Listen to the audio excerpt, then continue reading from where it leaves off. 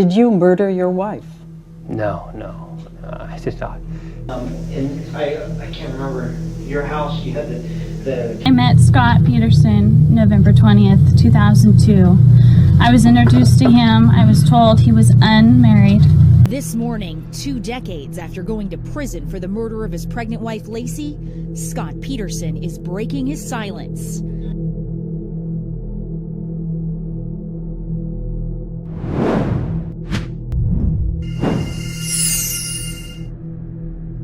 She was young, radiant, and on the brink of beginning a new chapter of her life. 8 months pregnant and full of anticipation, Laci Peterson embodied the image of suburban happiness. A beautiful home, a growing family, and a husband who appeared devoted. Everything seemed perfect, but perfection has a way of hiding what lies beneath. On Christmas Eve, that carefully crafted image shattered.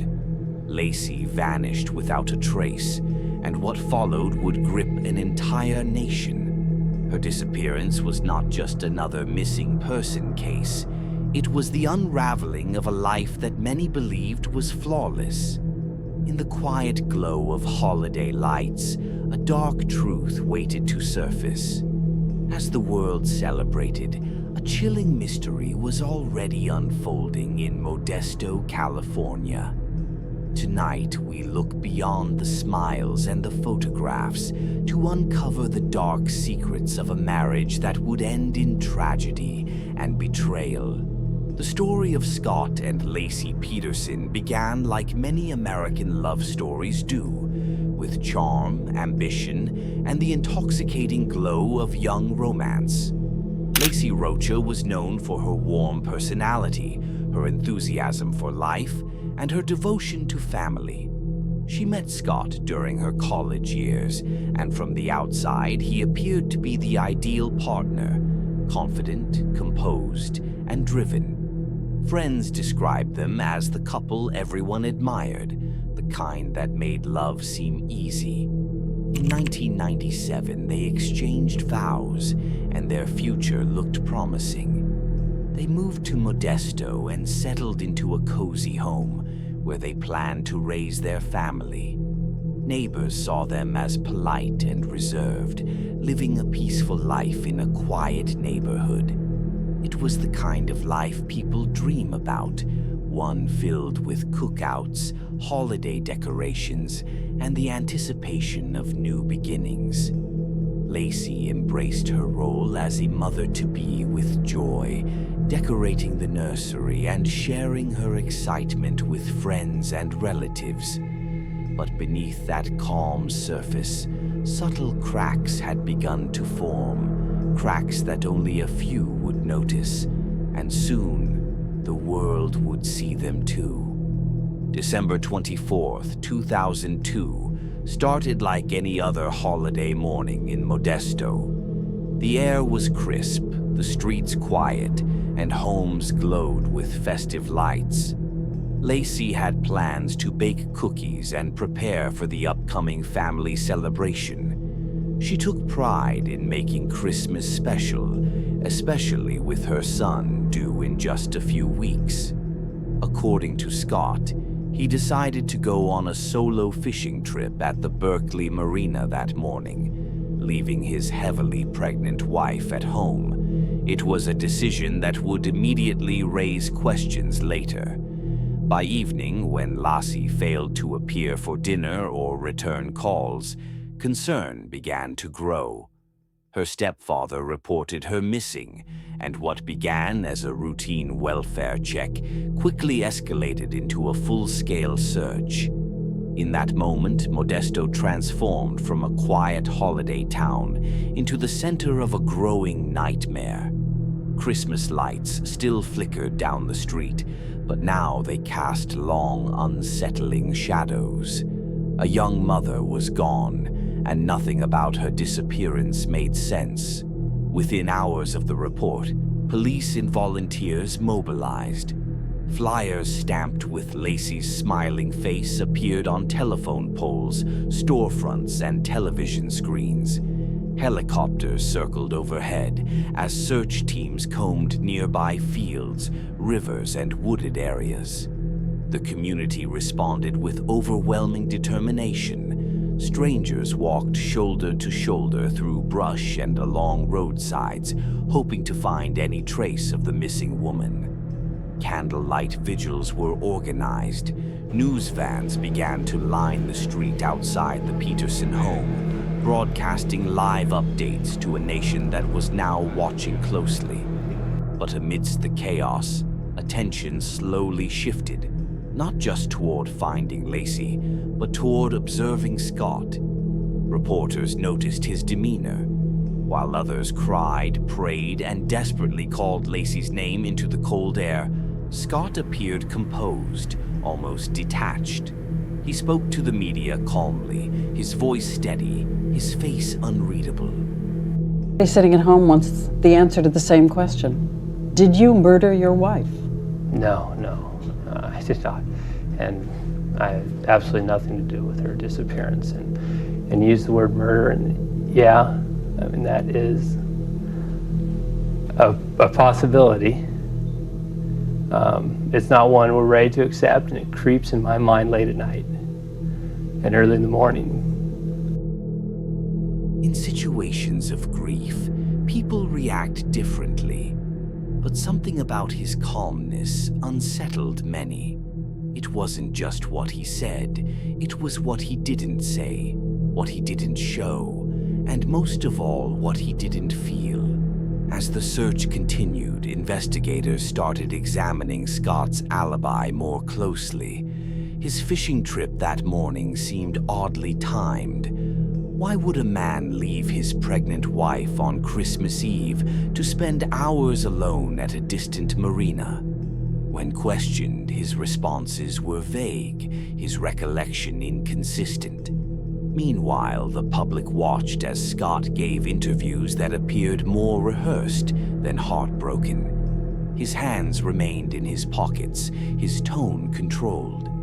To many, he looked like a man managing an image, not a man consumed by fear for his missing wife. Behind the scenes, however, a different narrative was emerging, one that would soon shift the entire direction of the case.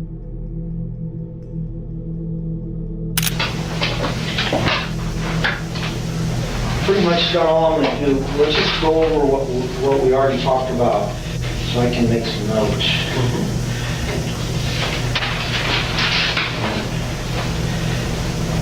See if you remember something that you don't, maybe you don't know you remember. So, today, just tell me about the morning. Okay. I don't know what time we got up. Probably Laci got up and went and assumed she had some cereal for breakfast. She eats right when she wakes up, otherwise she gets sick because she's pregnant. I laid around in bed longer. I got up at, I don't know, 8 o'clock probably or so.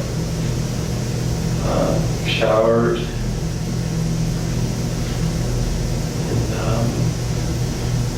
And we were watching her favorite show, Martha Stewart. Watched a little bit of that.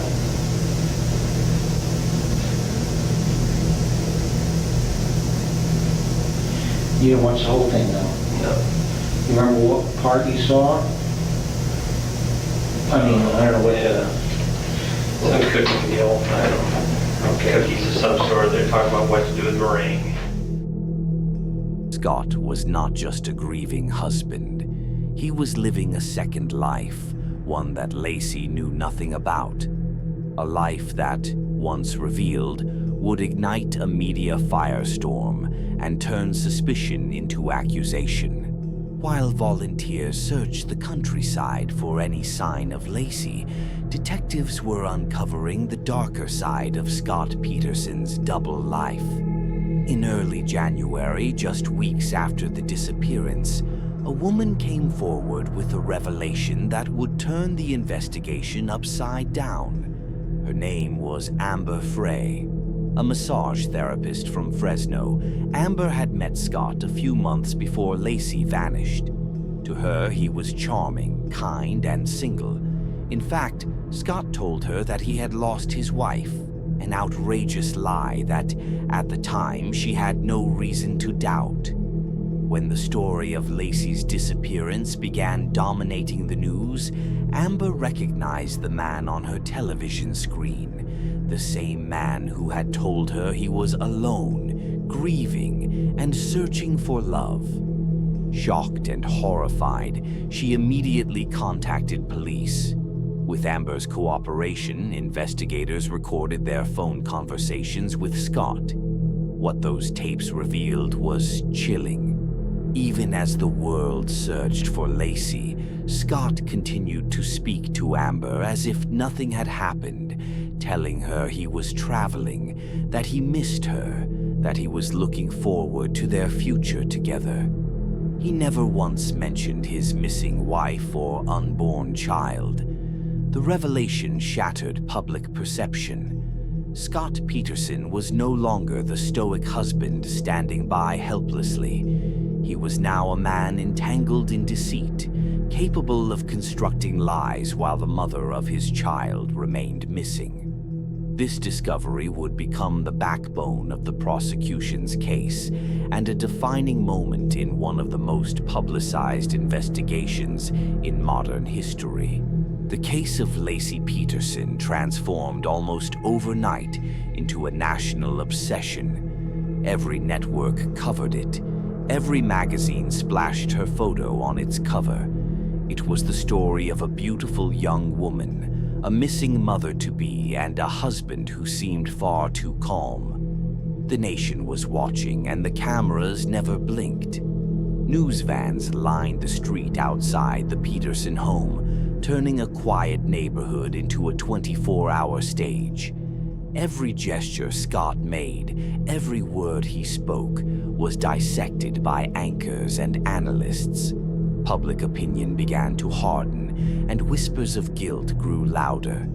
The emotional storm that surrounded the case was relentless. When Amber Frey's identity became public, it only intensified. She stood before cameras, trembling, apologizing, and explaining how she had unknowingly become involved with a married man whose wife was missing. Her honesty drew sympathy.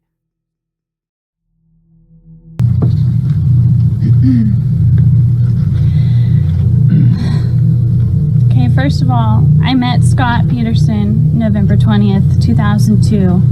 I was introduced to him. I was told he was unmarried. Scott told me he was not married. We did have a romantic relationship. When I discovered he was involved in the Laci Peterson disappearance case, I immediately contacted the Modesto Police Department. Although I could have sold the photos of Scott and I to tabloids, I knew this was not the right thing to do. For fear of jeopardizing the case or the police investigation, I will not comment further.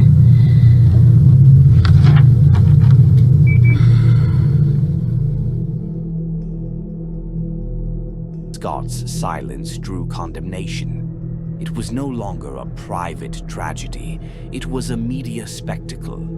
The narrative had changed. In the eyes of many, Scott Peterson wasn't just unlucky, he was lying. And soon, the evidence would begin to align with that suspicion. Months passed, and the search for Laci Peterson began to feel endless.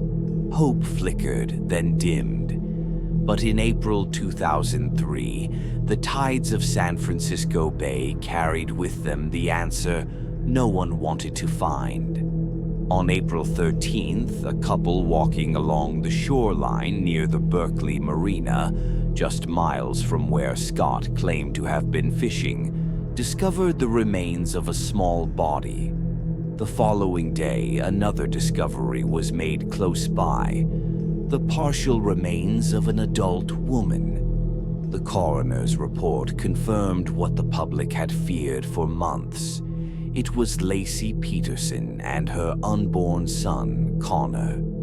The condition of the remains told investigators that they had been in the water for months, consistent with the timeline of Laci's disappearance. The location of their discovery was devastatingly precise, exactly where Scott had said he'd been that Christmas Eve.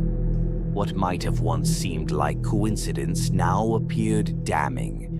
Media helicopters hovered over the marina, capturing every angle as divers and officers pulled evidence from the water. The calm, picturesque bay that had once reflected sunlight now reflected something far darker. For the public, the case had transformed from mystery to horror. For police, it had moved from suspicion to certainty.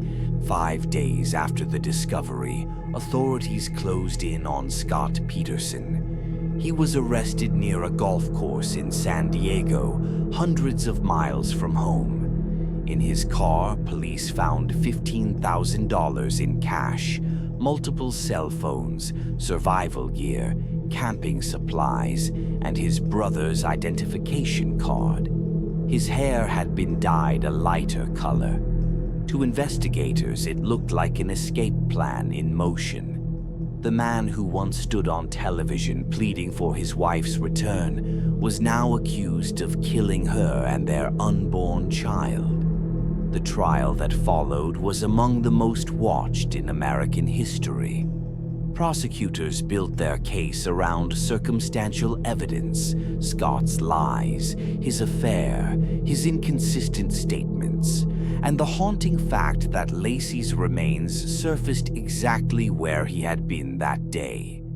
Amber Frey's taped conversations played in court, her calm voice contrasting sharply with his manipulative tone. The defense argued that Scott was simply a flawed man, unfaithful but not murderous. Yet the narrative was too strong, too complete, and too convincing. Jurors listened, the nation debated, and the tragedy of Laci Peterson became an American cautionary tale of love, deceit, and deadly ambition. When the verdict finally came, the courtroom was silent. Scott Peterson was found guilty of first-degree murder for the death of Laci Peterson and second-degree murder for the death of their unborn son, Connor. Outside the courthouse, crowds erupted, some in relief, others in anger. For months, the case had divided families, communities, and television networks. Now, the outcome was final. The judge sentenced Scott Peterson to death, a punishment that matched the nation's fury but left lingering questions behind. Years passed and the debate continued. Supporters claimed he was wrongfully convicted, that the evidence was circumstantial, and that the media's influence had sealed his fate long before the jury did. Appeals followed, arguments resurfaced, but the haunting images of Laci, the smiling young woman who never got to meet her son, remained stronger than any defense.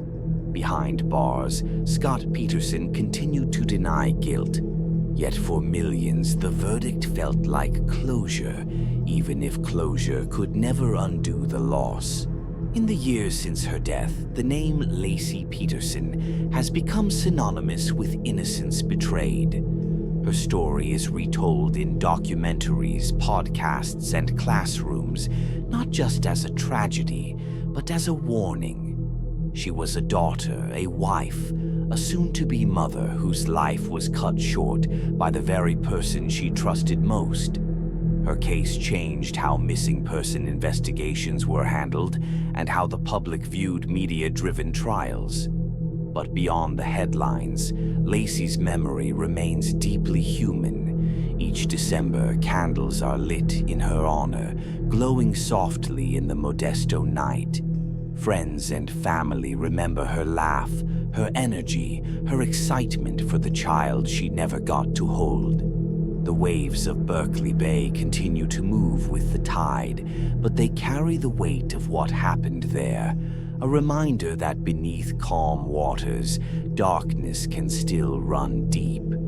And though time has passed, one truth remains unshaken. Sometimes the most chilling secrets hide behind the brightest smiles.